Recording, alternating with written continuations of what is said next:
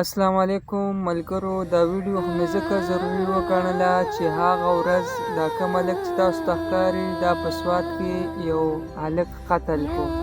نو چې زه کله خبر شوم د معمول مطابق ما په چینل باندې یو پوسټ وکړو چې د عمر سره سخت ظلم وشو. نو څه ملګرو بیا زما نه کومنټس کې پوښتنه وکړه چې پوره تفصیل راکړه،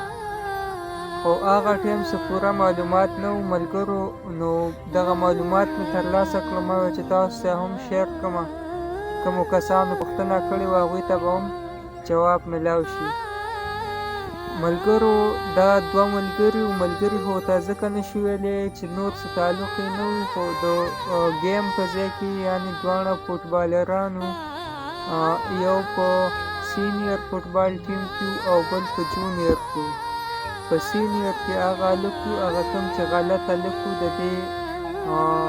عمر نه غلط ډیمانډونه کول، هغه هلک په سینیر کې وو او عمر چې کوم دی په جونیر ټیم کې وو. خو عمر به د دغه ګیمونو په لړ کې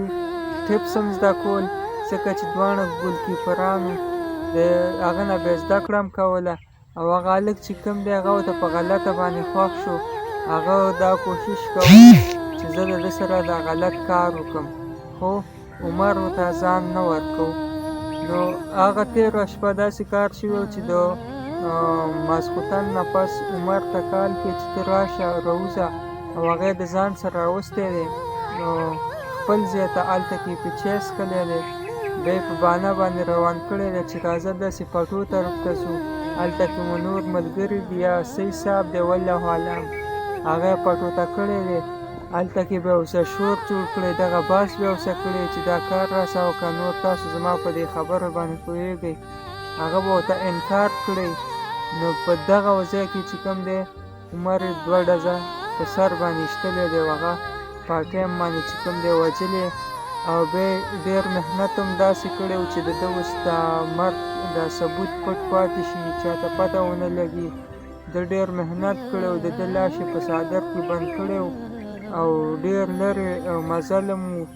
هلته کې ویوړو سیند ته، سیند کې اوبو ته واچوو چې د ده د لاش پته هم ونه لګي. خو چې کله هم ظالم الله پاک رانیسي نو هغه داسې کي چې ړوند کوڼی کړي. نو هغه د سی ټي آر په تھرو باندې پولیسو معلوم کړو دغه کس، او چې کله پولیسو ریمانډ کې واخیستو تفتیش یې ترې کوو، نو ټول هر څه یې پخپله وویل چې او ما وجلی دی او په هغه ځای کې په اوبو کې پروت دی.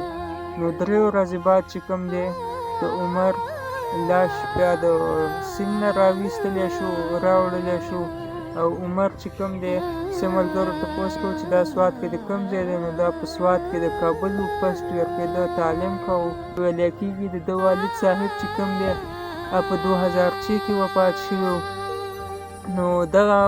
معلومات وو، ما ویل چې تاسو ته هم شیر کړم، تاسو مخکې ملګرو سره شیر کړئ. او زما د ویډیو مقصد دا دی چې د معاشرې ته دا خپله چهره هم معلومه شي. تاسو یقین وکړئ چې په پنجاب، سند، بلوچستان په دې صوبو کې د دې دا خبرې دا کیسونه دا به ډېر کم وینئ، خو په پښتونخوا کې داسې کېږي چې لکه درته ویلی نشم، مثال نشم درکولی، دا قیسې په پښتونخوا کې نن سبا ډېرې زیاتې دي، او زیاتې ځکه دي د ماشومانو سره، د هلکانو سره، د جنکو سره چې دلته کې سزا نشته. قانون چې کله کمزوری نو جرمونه بیا سیوا وي. د ویډیو کتلو ډېره زیاته مننه، کوم ملګري نه وي چینل هم سبسکرایب کړئ، پیج هم فالو کړئ. والسلام.